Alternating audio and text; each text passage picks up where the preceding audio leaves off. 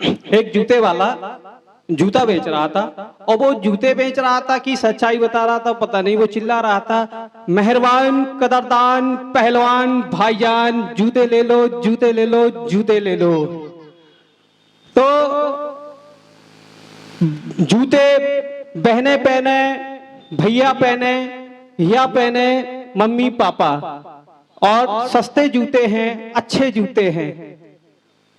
100-150 रुपए में आपका क्या जाएगा?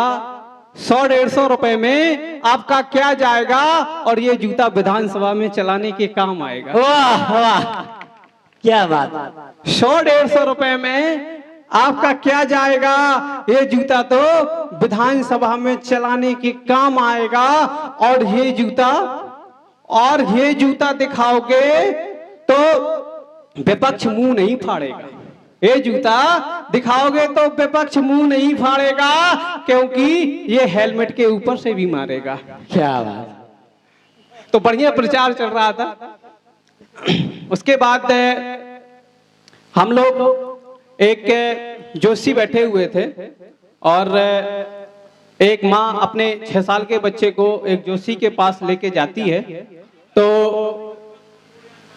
वो पूछती है जोशी से कि पंडित जी बताइए जरा मेरा बेटा क्या बनेगा। तो पंडित जी बोलते हैं ठीक है। तो पंडित जी क्या करते हैं कि एक कमरे में 4 कोने होते हैं, तो एक कमरे में पैसे रख देते हैं, दूसरे कोने में शराब की बोतल रख देते हैं, और तीसरे कोने में हीरोइन की फोटो रख देते हैं, और चौथे कोने में गीता रख देते हैं। और उसको समझाते हैं माँ को कि अगर आपका बेटा पैसे उठाता है तो समझ लीजिए कि वो बहुत बड़ा बिजनेसमैन बनेगा, और अगर शराब की बोतल उठाता है तो समझ लेना शराबी बनेगा, और अगर हीरोइन की फोटो उठाता है तो समझ ले एक्टर बनेगा, और अगर गीता उठाता है तो महापंडित बनेगा। ठीक है, बच्चे को छोड़ दिया जाता है। बच्चा जाता है, सबसे पहले वो पैसे उठाता है, जेब में डालता है, फिर बोतल उठाता है, उसके बाद हीरोइन की फोटो उठाता है, पप्पी लेता है और जेब में वो भी डाल लेता है। फिर क्या करता है, फिर गीता भी उठाता है और बाहर आ जाता है। पंडित जी के होश खराब हो जाते हैं।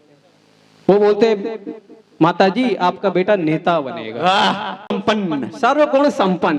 तो वही नेता बनते हैं। तो भाई साहब, अब इन नेता हम लोग MP MLA चुनते हैं और इनको विधानसभा और लोकसभा में भेजते हैं। इनको हवाई यात्रा free, bank mobile balance free, rail यात्रा फ्री, यात्रा भत्ता फ्री, बहुत सारी चीजें फ्री मिलती हैं। लेकिन जब यही नेता मंच में भाषण देते हैं तो हम आम जनमानस से बोलते हैं, कर्मचारी से बोलते हैं और किसानों से बोलते हैं कि आप सब्सिडी छोड़ दो, आप पेंशन छोड़ दो। तो हम उनसे कहना चाहते हैं कि आप ये सब सुविधाएं छोड़ दो, हम पेंशन की मांग छोड़ देंगे, हम सब्सिडी छोड़ देंगे। उसके बाद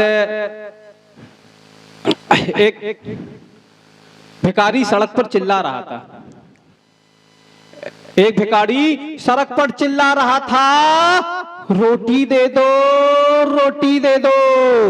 एक भिखारी सड़क पर चिल्ला रहा था, रोटी दे दो, रोटी दे दो। तभी एक बच्ची की अंदर से आवाज आई, घर में मम्मी नहीं है।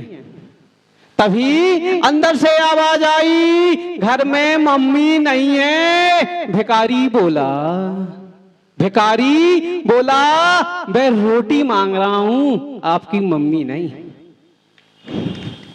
बहुत सही। चलिए, थैंक यू बहुत बहुत।